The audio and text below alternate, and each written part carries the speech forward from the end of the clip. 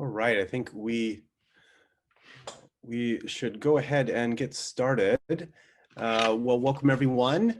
My name is Nick Schrammick. I'm the Director of International Relations at Silicon Valley Forum in Silicon Valley. Delighted to be here today with a whole host of intelligent and engaging people from around the world. So we're really excited to be a partner with this event. And we're very excited for the Qatari Embassy to initiate this program. And I definitely want to reach out and give special thanks to the embassy team, and especially the Ambassador Sheikh Mishal Al-Thani and Mr. Hassan Al-Khalifa for their partnership.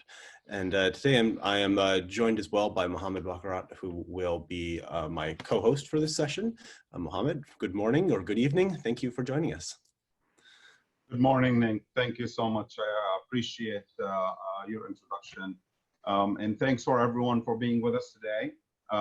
Appreciate the quality and the caliber of the people participating with us from Qatar, representing several entities: Ministry of Transport and Communication, Qatar Financial Center, Musharraf Properties, and of course Qatar Development Bank.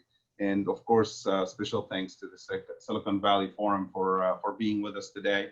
I would like to also thank the Embassy of the State of Qatar in the United States for working with us in hosting this event.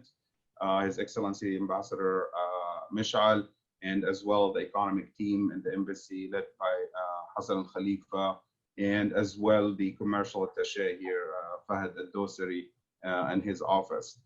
We appreciate everyone being with us. At the US-Qatar Business Council, we're always looking forward to work with Qatari entities and American entities to introduce and educate more the American audience about what's going on in Qatar, the transformation, the projects, the boom in the state of Qatar is critical for many American companies already involved or will be involved, hopefully, in the Qatar economy and in Qatar building its development strategies. The digital transformation and as well the projects that Qatar has led in smart cities and many projects that we will hear about today is phenomenal. And we will hear a lot about it today from experts. And we're looking forward to help you and work with you to get to Qatar and work with Qatar. Thank you, Nick, and I appreciate it. Wonderful. And just to briefly introduce Silicon Valley Forum, we are a Bay Area nonprofit organization that's been around for 37 years. And essentially, we connect the world to Silicon Valley and Silicon Valley to the world. So we are delighted to be partnering with the Qatari government for this project, which really fits right into what we love to do. Mohammed, do you want to go ahead and introduce our first speaker?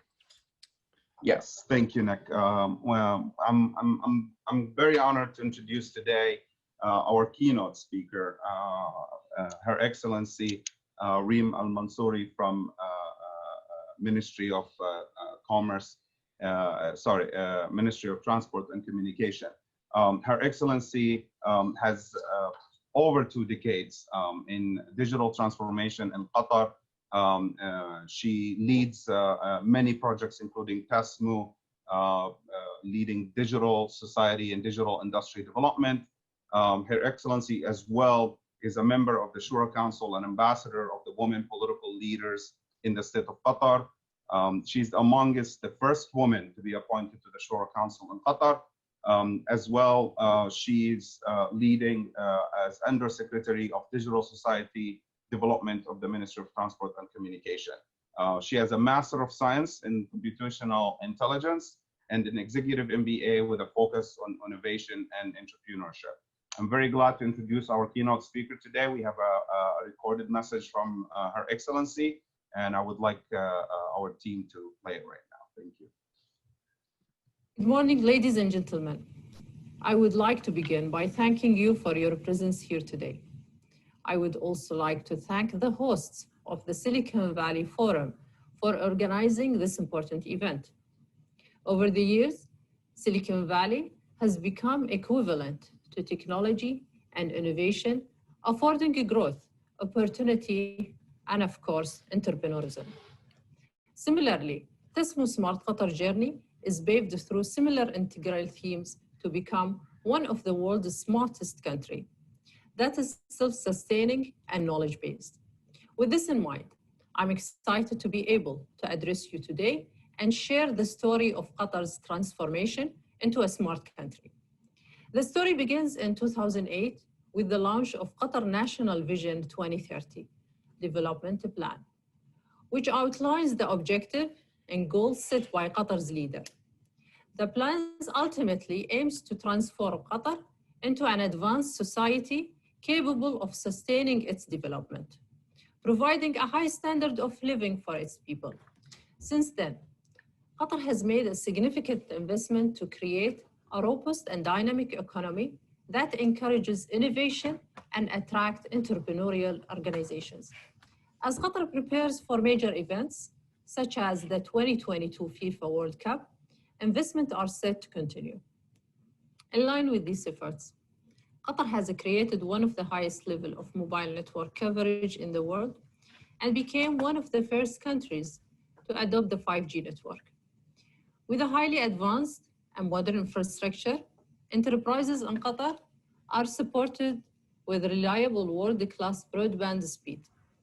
Benefiting from a state-of-the-art infrastructure, Qatar's smart city concept are turning into reality with the shared downtown Doha, one of the world's first sustainable downtown regeneration project with more than 400 LEED certified sustainable buildings, and Lusail City, which houses one of the biggest cooling systems in the world, designed to save 65 million tons of CO2 annually. Ministries across the country have also joined forces to make Qatar's government more efficient, accessible, and customer-centric. The Qatar Digital Government Program is better serving individual and business, creating efficiency in government administration, and developing a more transparent government with enhanced participation of citizens and residents.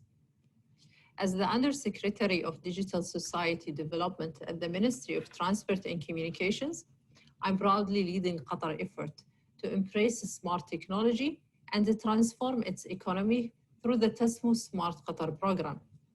Developed as a digital response to the Qatar National Vision 2030 and overseen by the Ministry of Transport and Communications. The TESMO Smart Qatar program harnesses advanced technology and innovation to deliver smart solutions and applications across 5 priority sectors: transport, healthcare, logistics, environment, and sports.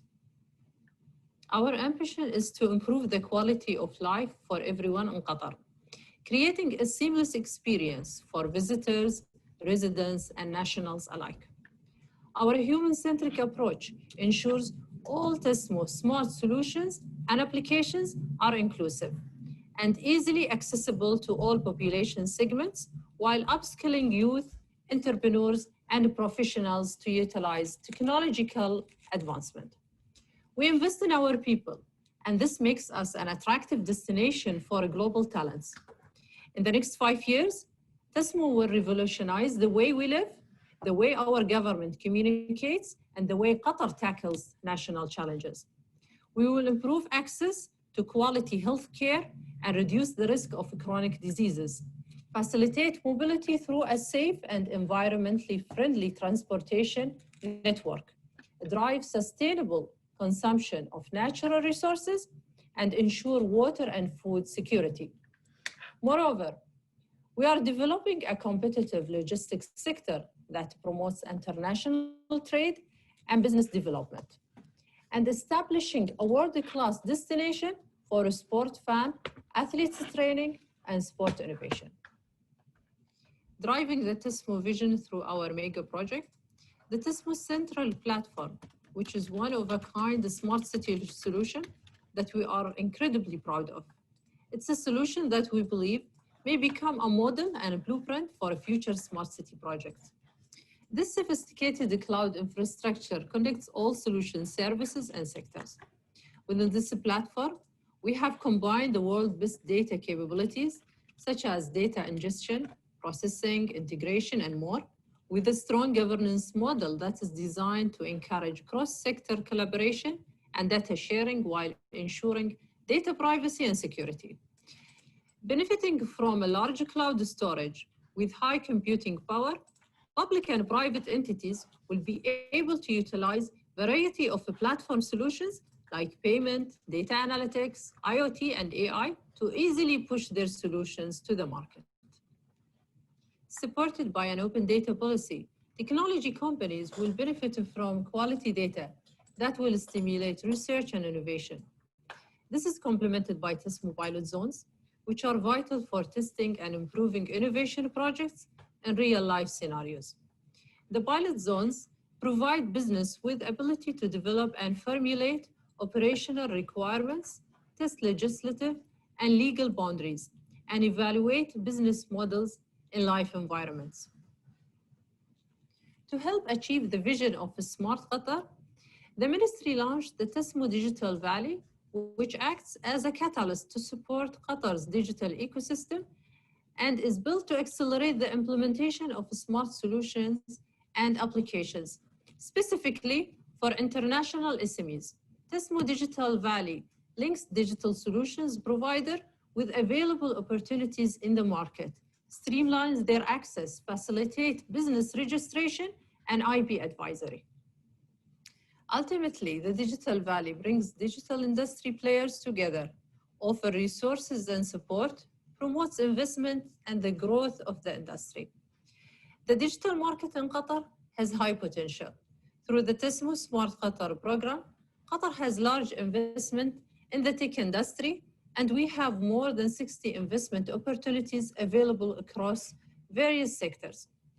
Qatar's spending on ICT projects is predicted to reach $9 billion by 2024, and cloud computing anticipated to have the highest growth rate of revenues will reach $1.6 billion by 2024. In addition, Qatar's artificial intelligence market is expected to grow by 40% annually to reach $5.7 million by 2022. The government is creating an investor-friendly business environment by ratifying a new law around foreign ownership, amending existing free zone laws, and streamlining procedures for administrative processes such as business incorporation and issuing business licenses. There are a variety of free zones in Qatar for foreign companies to take advantage of. The focus varies, but all free zones emphasize on the development of the technological sector. In the past year, the TESMO Digital Valley has supported many companies through their digital development journey by providing services from research commercialization to business launch and growth, including several foreign startups and SMEs in collaboration with Qatar Free Zones Authority.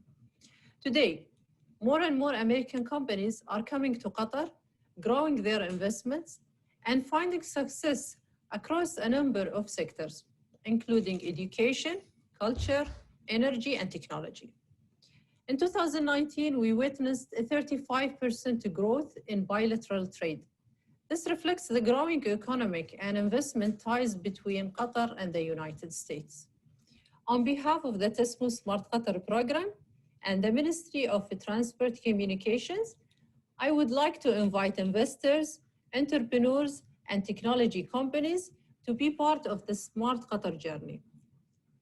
Join us as we build a smart, sustainable, and vibrant society that will improve the quality of life for Qatar's citizens, residents, and visitors. I look forward to fruitful collaborations between our countries that will help bring this vision to life. Thank you. Thank you, and thanks for Her Excellency Reem Al-Mansoori for this speech. It's fascinating the amount of work that Qatar have done and planning to do. And these numbers that Her Excellency mentioned, if anything, is a reflection of how much opportunities there is in the Qatari market and how much can be done. That being said, I would like to invite as well Ms. Maha Khodadat, TESMO Program Manager and Quality Assurance Manager from Ministry of Transport and Communication that will be delivering a presentation today. Maha, thank you for being with us, and I will give you the floor for your presentation.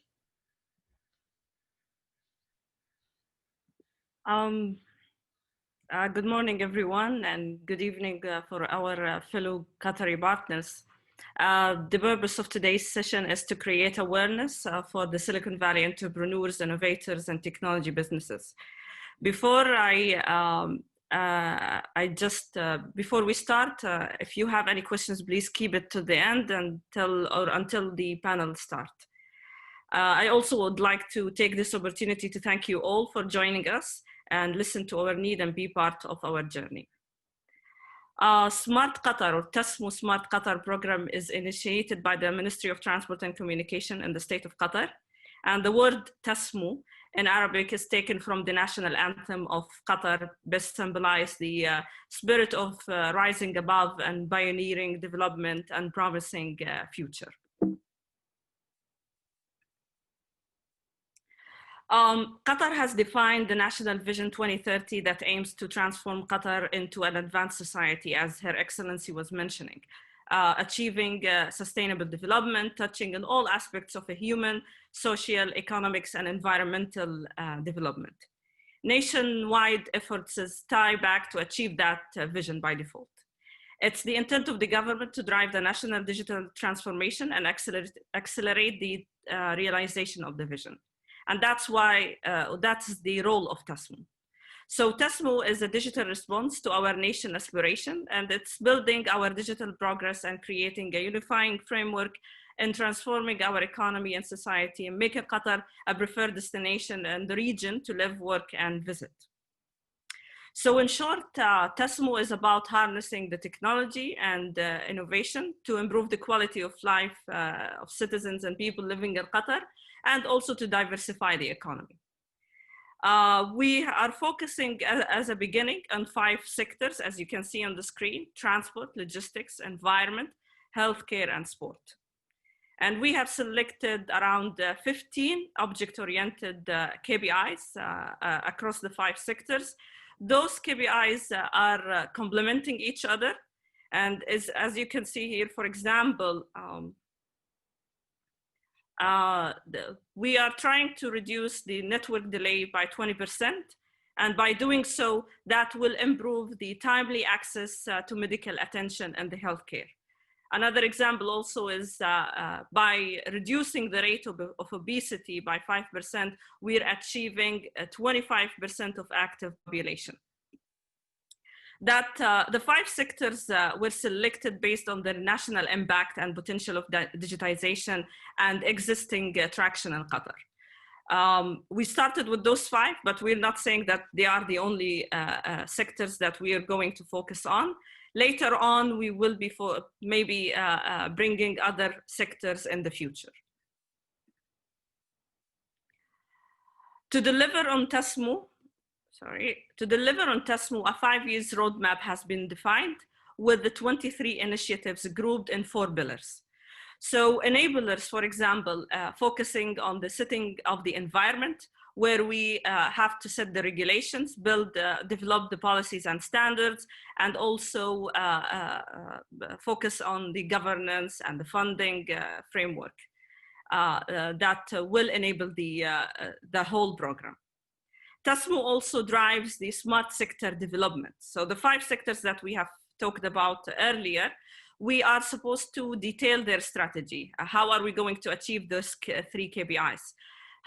What is the governance needed to be able to achieve those KPIs? We are helping the 5 sectors build their open data platform, and also the most important thing is the smart solution or the use cases implementation, which will be more visible to the people who will be using it. The 3rd pillar is the digital ecosystem, which focusing on key capabilities such as cybersecurity, the cloud strategy that we need to build, also the pilot zones and the technology investment fund that we need to set up also. And finally, the central platform that will act as an integrated layer for all TASMO use cases. setting up the infrastructure hub through which to activate all solutions and services to deliver access to Qatari ecosystem to the population. The central platform, or to power and enable efficient use case development and encourage innovation, we have a national digital platform. It has its own dedicated IoT infrastructure to hook up all the sensors, devices, and collect the data needed for specific use cases. It also has big data and data orchestration capability to collect and process and manage structured and unstructured data from existing databases, sensors, and further promote cross-sector data sharing and integration. This layer would also include open data and expand national data lake that innovators with the researchers and entrepreneurs can use in advance to test their research and ideas. The common services that this central platform will provide are such like national authentication, payment services, platform as service, geospatial services, and so on. And most probably it will be available next year for the services that we're building. Building on that, the central platform is designed on the base, on the concept of platform of platforms. It balances the need of centralization of specific capabilities, such as the payment services, as we mentioned earlier, and the decentralization of others, such as mobility services, for example, that will be required by a specific sector or a specific sectorial platform of a sector. So, for example, in the transport, we will need an intelligent transport system. Or there is also the sport platform that we are trying to build. All of those sectorial platforms will be built on top of the central platform, and the services will be given to all of the smart solutions that we're building. That will be also, the solutions will be used by the citizens, the government, also the startup and SMEs, and the research and academia.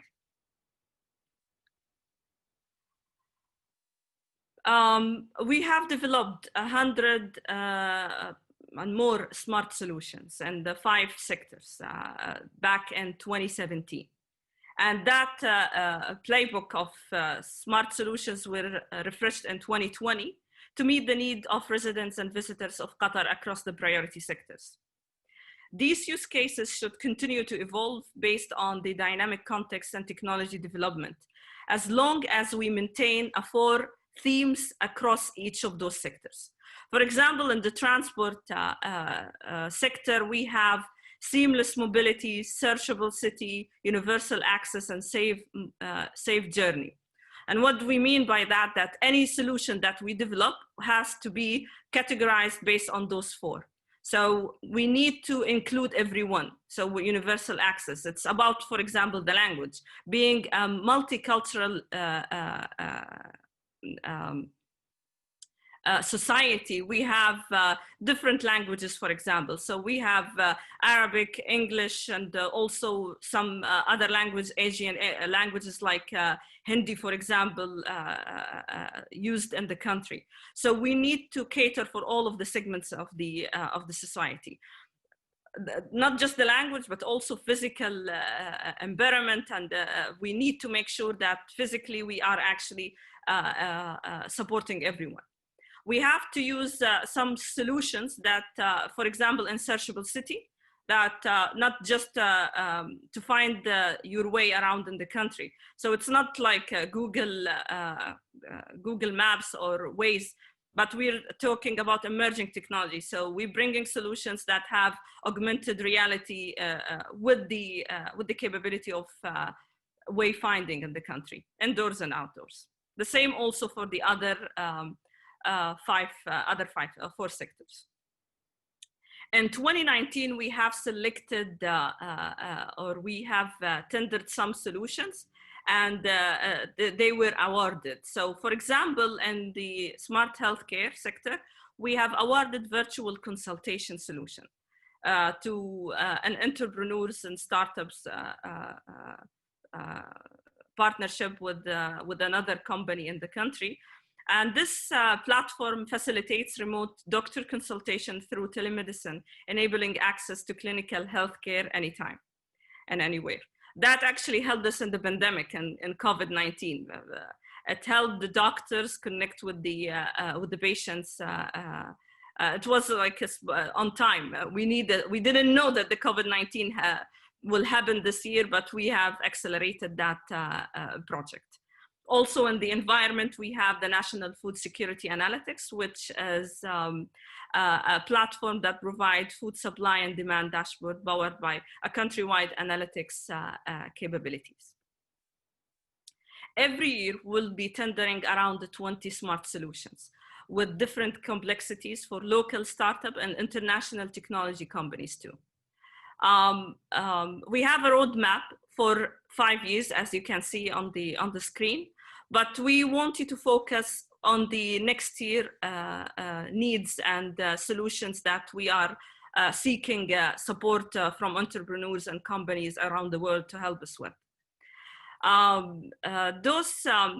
the next, we're not saying that you cannot look at also 2020 or 2023 or other years, but we want you to know that those years will be refreshed in a yearly basis. But we have fixed the smart solutions that we need for next year. And this presentation that we will share with you, you will have a deep dive on all of the sectors, and you will know our requirements for each sector. For next year, for example, we have in the healthcare, we will need a pregnancy and baby care smart solution to be developed. Every use case will have a description, a very high level description with an issue statement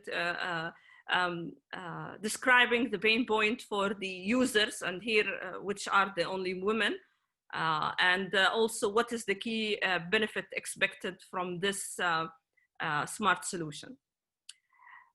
Developers will also like to see a user journey, how this is being implemented.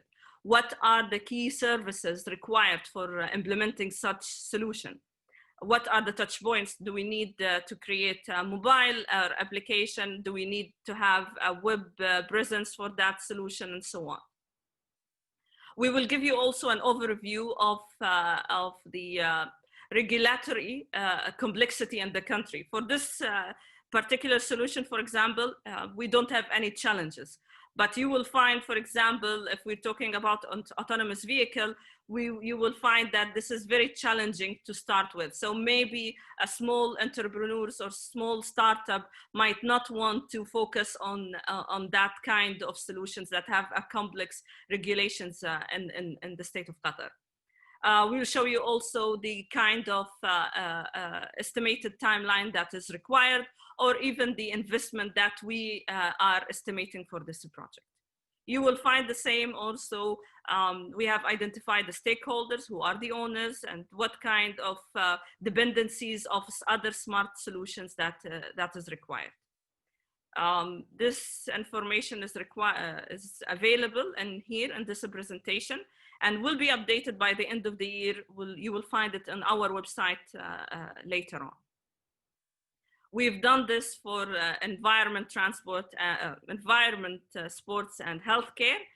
And we're still working on the transport and logistics use cases. So we don't in this presentation deck, but we will later on, when you connect with us, we will be able to share it with you.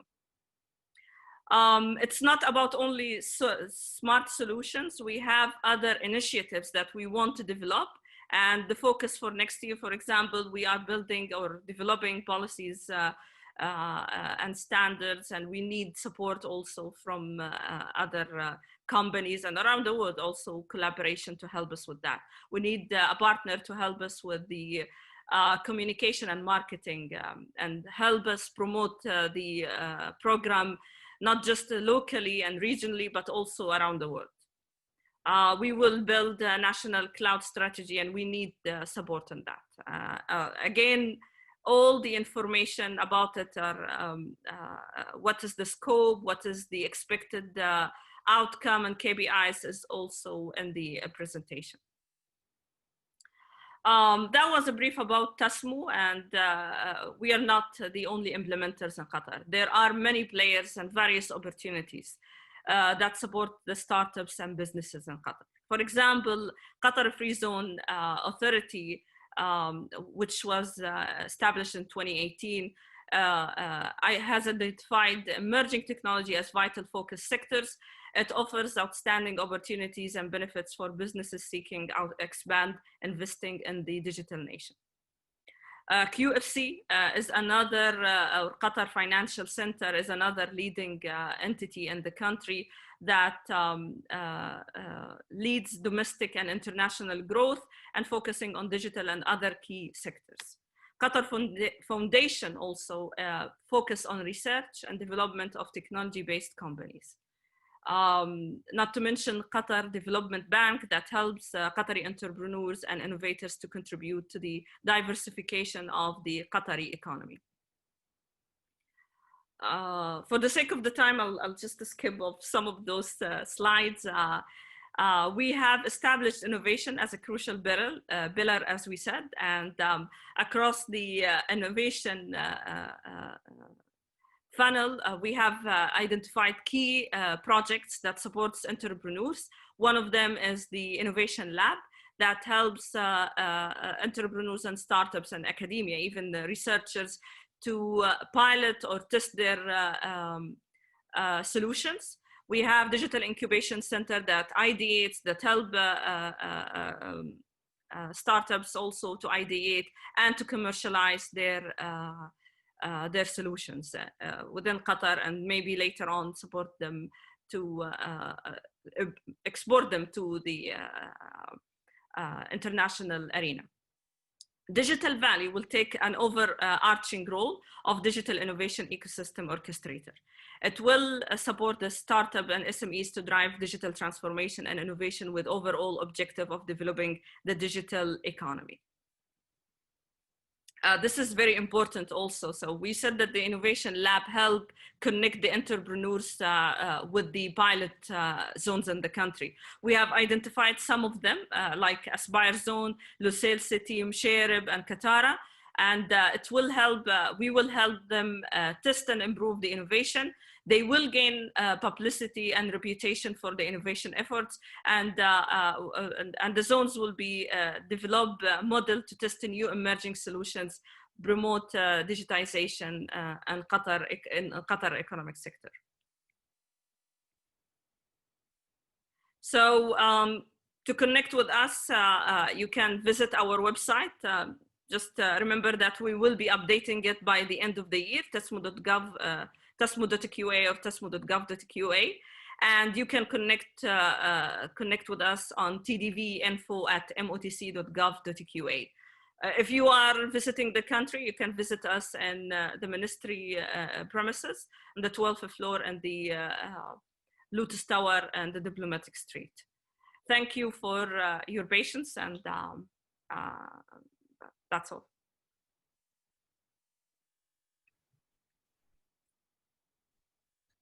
Thank you so much, Maha, for that presentation. That was very informative and a good way to dive into the panel, which we'll be doing so in 1 minute.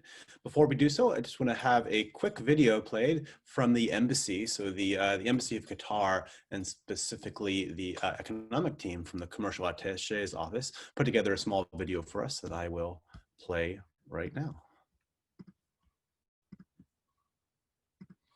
The State of Qatar is driving its ambitious economic diversification agenda under its National Vision 2030 by investing in smart cities technologies and encouraging digital innovation to build its smart nation. Substantial business opportunities for U.S. companies exist under the country's flagship TASMU Smart Qatar program, and through strategic smart city projects at Lusail City and Msheireb, downtown Doha. TASMU Smart Qatar aims to develop 5 key sectors, including environment, logistics, healthcare, transportation, and sports. and is seeking cutting-edge technologies such as artificial intelligence, augmented reality and virtual reality, big data analytics, blockchain, cloud computing, drones, Internet of Things. Moshe Reb Downtown Doha and Losail City provides additional opportunities in smart buildings, autonomous vehicles, intelligent transportation, and safety and security systems. American companies interested in pursuing these opportunities can also take advantage of TASMU Digital Valley, an innovation cluster providing a full range of support services for U.S. companies to grow their investments. For more information about doing business and investing in Qatar, please contact the Office of the Commercial Attaché at the Embassy of the State of Qatar in Washington, D.C. Okay, wonderful. Well, with that, we are on to our conversation for today. Before we dive in, please note that we are taking some questions at the end of this panel. So go ahead and start adding those in, thinking of those, and we'll get to those shortly. So a lot to unpack here after those presentations. So today I have three experts on that really know a whole lot about this subject, and I'd love to welcome them to the virtual stage right now. So Mr. Yazan Al-Safi, who is the Digital Industry Development Director at MOTC. Good evening. Mr. Thaddeus Malessa, excuse me, is the Senior Economic Advisor at the Qatar Financial Center.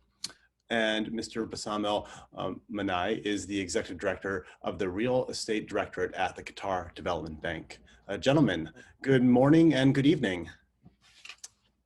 Morning. Good morning. Everyone. Nick, good morning. Good morning, Nick. How are you?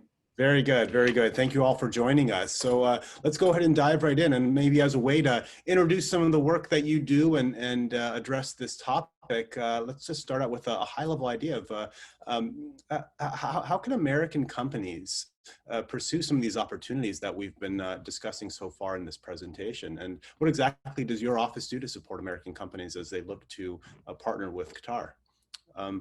Yazan, please go ahead. Sounds good. So as what Her Excellency have been actually saying initially in her keynote speech, and then Maha, we have a lot of opportunities, and in these opportunities and the information of opportunities available for all the American companies, but not just that. I mean, at the end of the day, what we do here at the Digital Industry Development, we work closely with the American companies. First, we try to understand what do they offer in terms of technologies, in terms of how they are aligned with TASMU from industries and so on.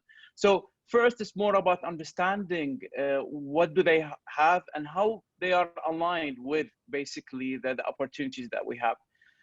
And therefore, that's why for this reason, the first step we say to all the companies, please register with us at TASMU Digital Valley. Contact us, talk to us. We have a specialized team that basically will be working with you directly. And then from there, we'll try to understand what is the synergy out there. Do they need a local partner at the end of the day when we're talking about startups? Because here in Qatar also, we develop our own startups. And so we have a pool of startups. At the same time, we've been working with many different international companies around the world. We're scouting for these emerging technologies. Therefore, we might actually find the synergy between American companies and foreign companies to tackle some of these complex use cases that we have, or even making sure that we have a unique proposition. From there, we'll basically say, okay, would you like to register? As we said, we have many different arrangements. We have Qatar Free Zones, we have Qatar Financial Center, we have Qatar Science and Technology Park, and so on. There's many different arrangements, which basically whatever works better for the company. And then we work together to make sure that they establish and take some of these opportunities, making sure it develops and becomes a real business. Wonderful. Bassam, why don't you continue that and tell us a little bit about what QDB does and how they support American companies coming to Qatar? Yes, absolutely. First of all, thank you, and to all the fellow panelists as well. Can you hear me clearly? Yes. First of all,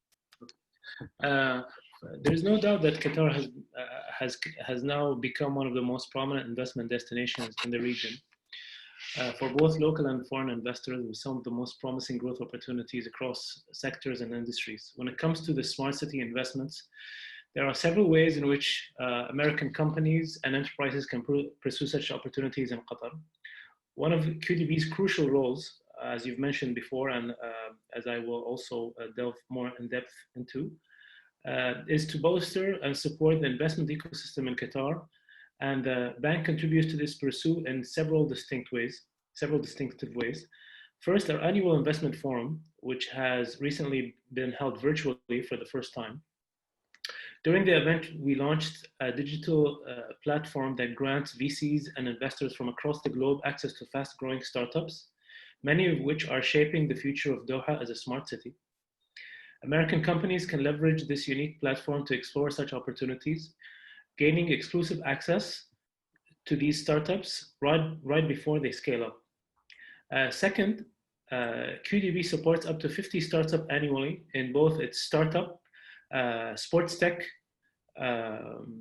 which is a sports tech accelerator, and fintech through our fintech incubation and acceleration programs, which are both open to global startups and represent tech-focused, sector-specific, and that could add as well to the fundamental understanding of the smart city infrastructure as we understand it today and as we seek to implement it in Qatar. This allows US enterprises to establish and grow their businesses in Qatar, all while benefiting from a wide range of support services, including access to capital, coaching, office space, and much more. They will also be contributing to enhancing the competition as an essential component of the innovation ecosystem. Wonderful. Thaddeus, why don't you continue and tell us a little bit about what QFC does and how they play a role in this ecosystem? Sure, it would be my pleasure. So for those not yet familiar, Qatar Financial Center is an onshore licensing platform. So what that means is once you get a business license from QFC, you are able to do business inside Qatar and out. So the primary advantage of QFC is that we offer a business-friendly environment that will be very amenable to US companies. So they can come hit the ground running. Now, what does that mean? What's an amenable environment? Primarily, it's the fact that we have rules and regulations that are in English, that are freely available on our website for everyone to peruse and understand. We have a client affairs team that is eager and able to handle any disputes or problems for companies that are on our platform as they interact in the state of Qatar. And in case that doesn't work out, we also have our own independent courts and arbitration center that would be able to resolve those types of disputes. And beyond that, we have our own immigration center that would be able to facilitate residence permits for companies so they can do so in an expedited fashion. We are no stranger to US companies. We in fact host the US-Qatar Business Council here in Doha. And in fact, 2 of the first 20 companies that were licensed by QFC were US companies back in 2006. Those were PwC and Morgan Stanley, and shortly thereafter, Goldman Sachs. So today, in 2020, we have over 60 US companies on our platform. And we have about 122, as of last count, digital companies. So that's important, obviously, for today's audience, so that they are able to get licensed by QFC and right away take advantage of the opportunities, commercial opportunities that we've heard about thus far. Wonderful. Thank you very much, Thaddeus. And maybe we can move right on just from you. And I'd love to hear a little bit about how the 3 institutions work together and what sort of programmings you offer and what are some examples of some of the incubators and free trade zones or free zones, excuse me, that help create a business-friendly environment in Qatar? Thaddeus, please, I'd love to hear your thoughts on that. Sure, of course, would be my pleasure. So basically, we, as I said, we work together with all of the entities that are represented today. So QFC, Qatar Financial Center, has direct agreements with both QDB, Qatar Development Bank, and the Ministry of Transportation and Communication. And that's regarding fintech for QDB and digital companies for MOTC, respectively. So QFC directly supports Qatar FinTech Hub that's being run by QDB, where QFC firms have access to QDB's incubator and accelerator programs.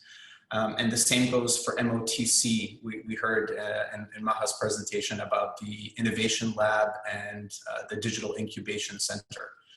So those DIC entities, companies, some of them already have licenses with us, including one called Smart Shuttle Technologies. Thank you so much. Bassam, maybe you can pick that up right from there. So Thaddeus mentioned the incubation and acceleration programs in Qatar.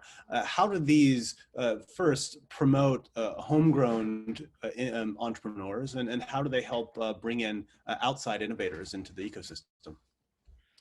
Well, definitely, we, as I've mentioned earlier, we primarily we contribute through a variety of services aside from the capital.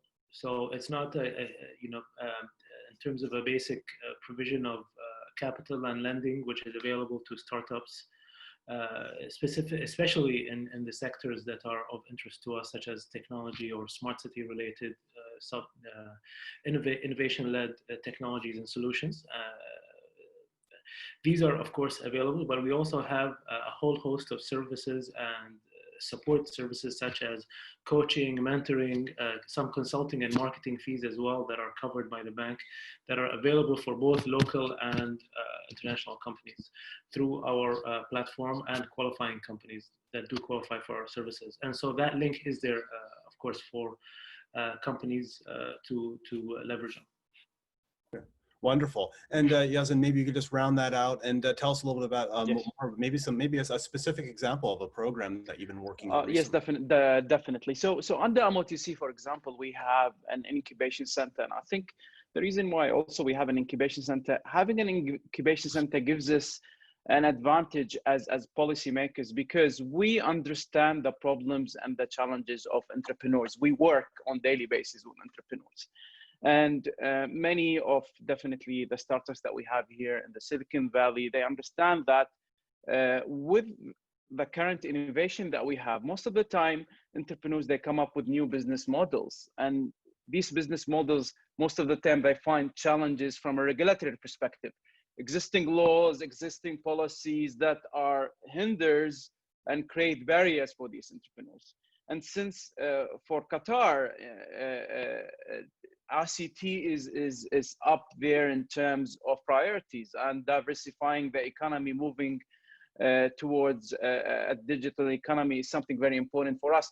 Therefore, we work with many different regulators. Definitely, we work very closely with QDB, with QFC. Basically, with QDB, we're working very close in terms of the funding aspect, in terms of the fintech companies. With QFC, a lot of our startups actually registering with QFC.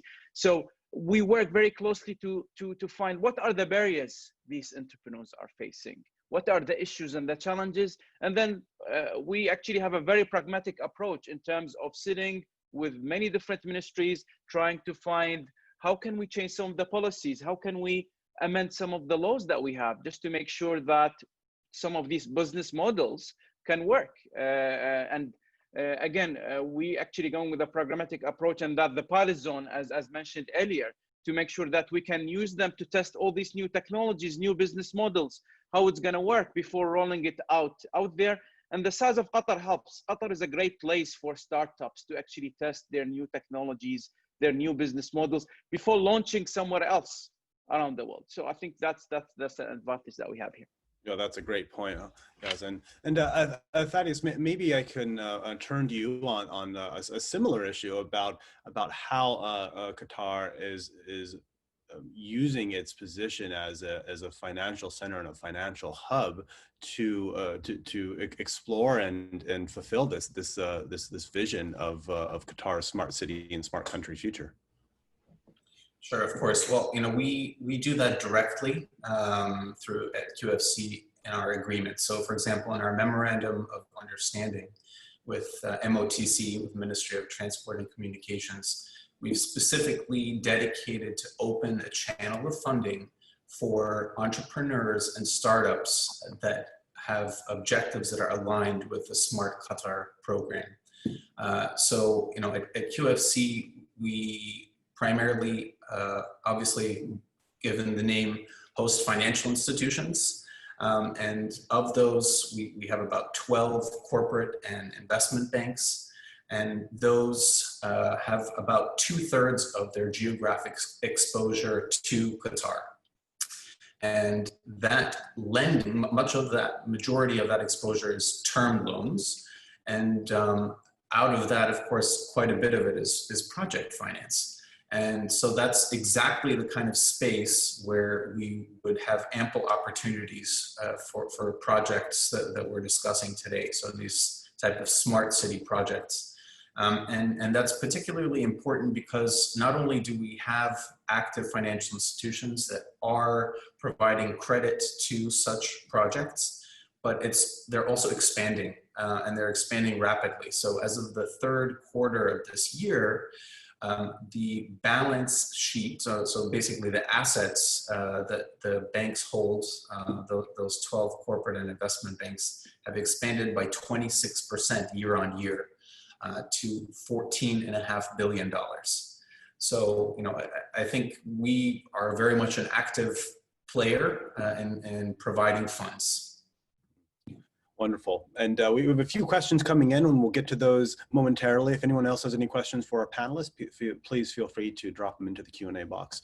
Bassam, before we end our session here, I'd love to turn to you. And we're having a case study after our discussion before the Q&A from Machete Properties. But I'd love to hear from you.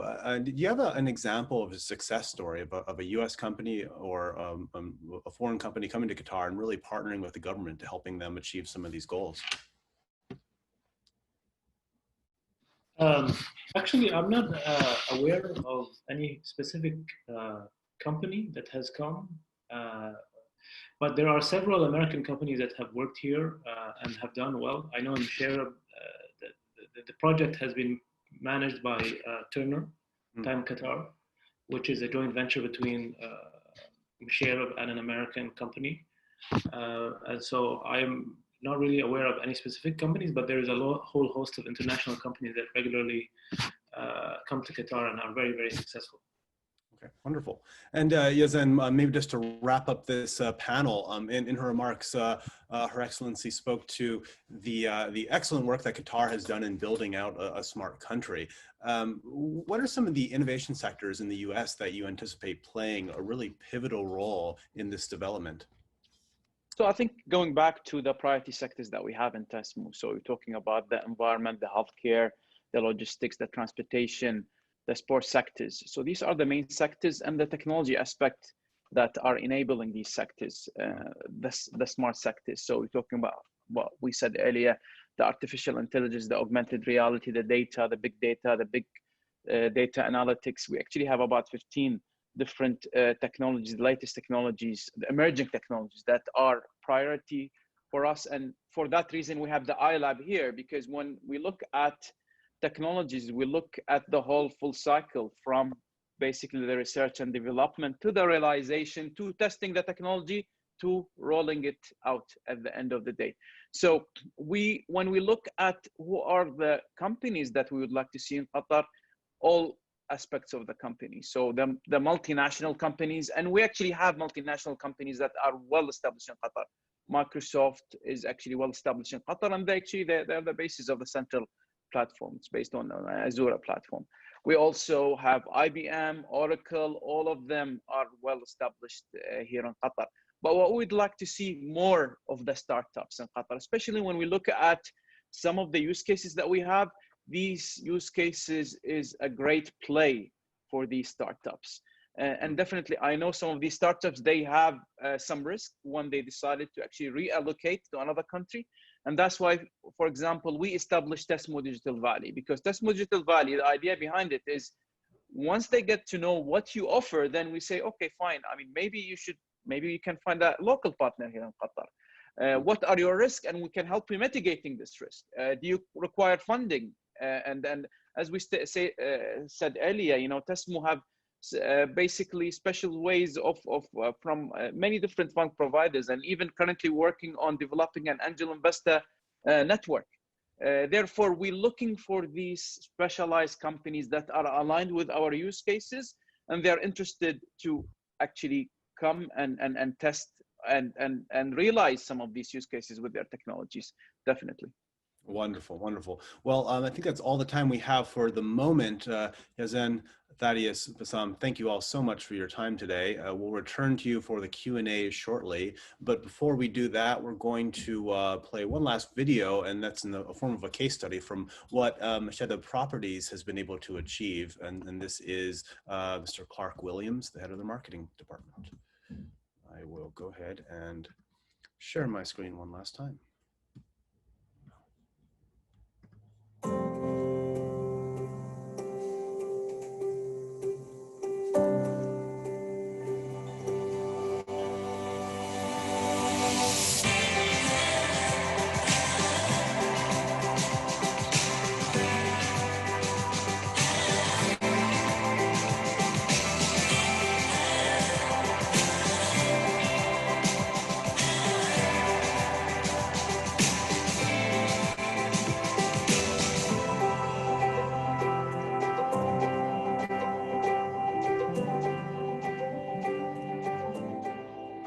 Distinguished guests, honorable followers and viewers, good morning from the beautiful Baraha Masharib, a cornerstone of our city, Masharib downtown Doha, and the largest covered square in the Middle East. I want to start by thanking the US-Qatar Business Council for giving Masharib Properties the opportunity to be part of this conference, which is held in collaboration with the Embassy of the State of Qatar in Washington, D.C., and the Silicon Valley Forum on Smarter Countries and Thriving Communities. Ladies and gentlemen, today, we are accustomed to the idea of conferences and events taking place online instead of physically. We found the transformation journey that we had to undertake collectively as communities worldwide quite representative to the sudden changes we had to undertake in how we work, communicate, conduct business, or even socialize with one another. This remarkable transition in such a short time frame is seen by many as a mark of our readiness to move into urban developments that are digitally centric and evolve around the inhabitants. Today and right now, it is time to raise awareness of smart cities, promote sustainability among new generations, encourage existing companies to adopt to these trends due to the benefits to nations and communities, and provide innovative solutions, especially during a crisis. Last week, we hosted the Doha Smart Cities Summit, a virtual summit that gathered experts from Qatar and around the world to discuss the role of smart cities in today's post-pandemic world. During the pandemic, smart cities proved their ability to meet individual and companies' demands better than conventional cities, especially in the fields of remote learning, work from home, robotic delivery services, and autonomous vehicles. For example, at Masharib Properties, a developer that considers sustainability at its core, we are proud to announce that we will be adopting autonomous vehicles concept into our flagship development project, Masharib Downtown Doha. These vehicles can be used in many matters, especially in providing paperless, contactless, and driverless delivery services. Further tests are being conducted in this area, and once they are completed, we will be able to better serve our residents and tenants in the Smart City District, Masharib Downtown Doha. This city district is the first downtown regeneration project embedding smart city technology and connectivity right from the start. This city district defines urban regeneration through sustainable design that consumes fewer resources, generates less waste, costs less to operate, and achieves a reduced carbon footprint. The city district also has one of the highest concentration of gold and platinum LEED certified sustainable buildings globally, making it one of the smartest and most sustainable fully built city districts in the world. From the creation of new architectural language to sustainable buildings, solar panels, and water irrigation systems and smart infrastructure, Masharif of downtown Doha is a shining example of the lead that we have taken in developing new, smart, and sustainable construction trends in our region.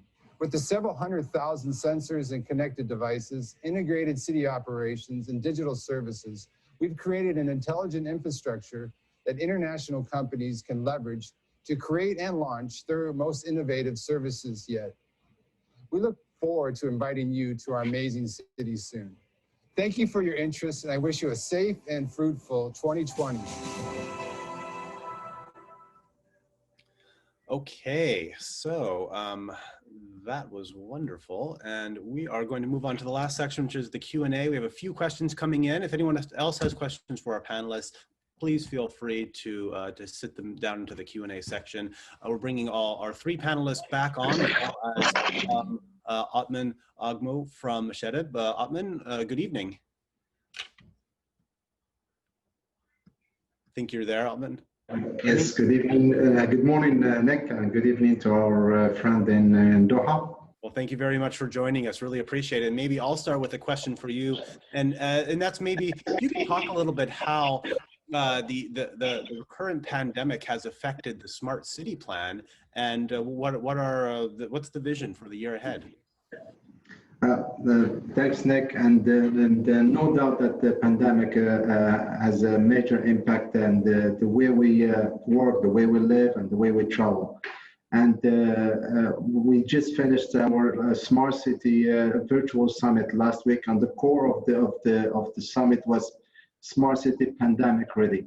I just want to take one step before I give you a little more detail that digital transformation has accelerated massively in Qatar, and with the right vision and strong leadership and building the right ecosystem and the right execution model, Qatar was able to lead in the region and advance in ranking and digital transformation in general and smart city in specific. This right vision was helped us and helped the cities to be ready and to combat this pandemic, and we were able not to fully combat it, but we were able to manage and to overcome it in a short period of time versus traditional cities, which took them a long time to adopt. This is one of the advantages. Was built, was proper planning, proper execution, and Shedeb was part of the vision and smart journey that is fully aligned with the vision, Qatar Vision 2030, and fully aligned with the MOTC mission. We work very closely with the MOTC in a lot of initiatives, and we have a close collaboration on a lot of smart initiatives, Nick. Wonderful. Thank you so much, Othman. And I'll leave this open to any of our four gentlemen on the panel right now. One of the questions that came through early on was about IP and patent ownership. So a startup that has presence in Qatar, what's the requirements? What are the assurances that the Qatari government is able to provide for IP ownership? Anything to go? So currently we have an IP registration office at the Ministry of Commerce and Industry. So they are the specialized people to talk about this. But then when I read this, is it required to have a shared ownership? So my assumption there, they think that Qatar would own this IP, but no, any startup or big corporation, any registered business in Qatar that develop an IP, the IP is theirs. We not in Qatar will not take an ownership, and that's my understanding in the subject. Now, if they have further information about the IP, definitely we can refer them to the right owner, which is and to the IP basically office in which they have the full information. But definitely, I mean, we care about intellectual property, and we've done a lot of changes recently. There is even a strategy related to this that has been under development. I'm not sure if it was enacted or not, and that's why it's a high priority for the country, definitely, and protecting the IP for businesses and foreign businesses who would like to establish in Qatar. Wonderful, wonderful. Thank you so much, Yazan. That's very helpful. And another question we have here is on something that you touched on earlier, which was what Microsoft is doing in the country. One of the questions here is that there's a lot of mention of startups and entrepreneurship, and there's a lot of excitement around that in Qatar. But what about some larger corporations? What corporations are really playing a large role right now? And what are some companies that the country hopes to be more involved in the future? Leave that to anyone. So I'll start that, and maybe our other participant can add to this. But to be honest, when we look at the technology ecosystem here in Qatar, all the big players are actually there. Cisco, IBM, Microsoft, and I'm sure my colleague in Msharib can actually talk a lot of the technologies that they have there, and so on. So for us, in our iLab, Microsoft has invested, Huawei has invested into it. We have SAP as well investing and so on. So we have a lot of companies that are actually investing in Qatar because they're seeing the potential of Qatar in terms, it's a great place for them to test some of these technologies. And exactly what Othman was said, the way that we dealt with the pandemic, the way that straight away Qatar was one of the countries that developed an application for track and tracing. And this helped the country a lot. We developed ihtiraz and helped us in making sure that we are one of the few countries that didn't really shut down the economy, but we were able to survive and maintain the balance. And Qatar is a great example to show this. Again, almost all the multinationals have a presence in Qatar. And maybe Uthman, you can add more about some of the technologies that you have in I just want to add what Yazan has mentioned, that on the smart home solutions, on the smart building solution, we have also Siemens, we have Honeywell, and these companies are fully focusing on the smart cities, smart building, intelligent building that works very close with the cloud companies like Microsoft, Google, and Amazon. On the other side, we have also a sensors company that come in Qatar. For example, we have in Sharif about 600,000 plus sensors, IoT devices are implemented and connected and gathering the data. Now we're adding the next generation of the sensor, which is edge sensor, that the sensor does the analytic and of the data on the sensor itself and transmitted only the analytics data to reduce the traffic and to give you the right data in the real time. To make the right decision. So what Yazan is mentioning, yes, big players, all the smart cities solutions and vendors are in Qatar, and we work with them very closely.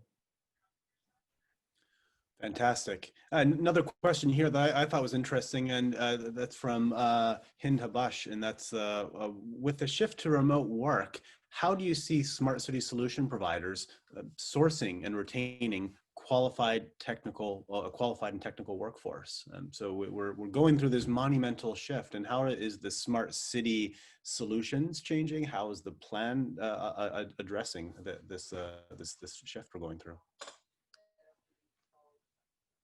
Happy to turn it over to anyone who wants to jump in there. From our side, Nick, we worked very close with the MOTC in some solution, and one of them was remote working, and we worked also with Microsoft on that, and we were able to transform our platform, our infrastructure, to help our co-worker and our colleague to work remotely effective immediately. And honestly, we didn't see that much of productivity impact. At the beginning, was people were trying to get adapted, working from home, more from home situation than technology. And once they get adapted and comfortable, the productivity has risen to the level that we would like to see. So we didn't see an impact on the productivity at all from colleagues working from remote. So I echo what Othman was saying. Actually, from virtual work, yes, definitely. And as I said earlier, Qatar was one of the few countries that we didn't shut down the economy. The ministries were actually everyone went to work, and what helped us is the big investment that Qatar has done in terms of their infrastructure and the digital government and so on. So as a government, we're able to function virtually. That's one thing. Secondly, what we were able to do, we have a program at MOTC that is responsible for digitally transforming our SMEs, called DTSME or Go Digital. So basically, because when you look around the world, the businesses that got affected majorly by the pandemic are the SMEs.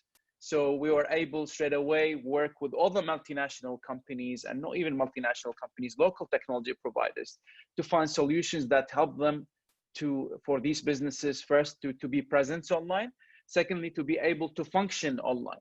So e-commerce, for example, in Qatar flourished during the pandemic. Last mile delivery, we have a lot of startups within this space that were able to grow at an exponential time. And then technology adoption, actually the pandemic have helped a lot of our companies to accelerate their digital transformation journey. So it's yes, definitely the pandemic was brought a lot of heartache to a lot of people, but also helped our economy and businesses to flourish. Just want to add one more thing, Nick, that the investment that the telco industry has made in Qatar was a big factor in making this transition and transformation very successful. It's very strong fiber optic around the country. 5G was implemented. For example, in Sharif, we have the entire city's 5G network available right now. These two factors as well play a big role in seamless transition and less impact in productivity for our workforce working from home. Wonderful. Well, I think we are just about out of time today. So Yazin, Thaddeus, Bassam, Atman, thank you all so much for your time today. This has been a wonderful conversation. Thank you. Thank you, Nick. Thank you very much for this opportunity. And make sure all our American companies to register with us at Tasmo Digital Valley. We're looking forward to have them here in Qatar. There you go. Thank you very much. Thank you. And we have quite a few other questions here that we'll follow up with later. And sorry we didn't have time to get to your questions. But just to wrap things up, thank you all so much for joining us today. We do have, this is a two-part discussion. So our next discussion is focused on building smart and resilient food systems using technology. So that is on December 15th at 9 to 10 or 9 to 10:15 a.m. More information and registration on that can be found at siliconvalleyforum.com. And Mohammed, love to turn it back over to you to close things out. Thank you, Nick. Thank you so much for working with us on this and your support. I appreciate everyone that participated. I would say what described today is a wow, how much Qatar has done, how much Qatar is planning to do. A lot more is coming. I know Qatar have a fantastic infrastructure, and we saw today how this will be utilized more and more in the future. More American companies, a lot of American companies I know that they're working in Qatar, and they're helping Qatar as well build up on this. And as Qatar will become, I would say, a platform in the region to show the success of a lot of these initiatives that we have seen. More American companies will be as well, hopefully participating in this, small, big, all sizes that fits in from all across the United States, but as well from Silicon Valley, the West Coast. And actually today, it's interesting, Qatar Airways announced that they will have a nonstop flight from San Francisco starting December 15th. And they will be also doing nonstop flights from Seattle starting March 15th. That was just announced today. So more connections to more of our American companies. Thank you for all this information, all this part, and we will have more of this happening. The US-Qatar Business Council in DC, our offices in Qatar as well, will work with you guys, with all the companies that participated today on our event, to share any of your questions, help you facilitate your entrance to the Qatari market, be with any of the entities that were with us today and talk to them.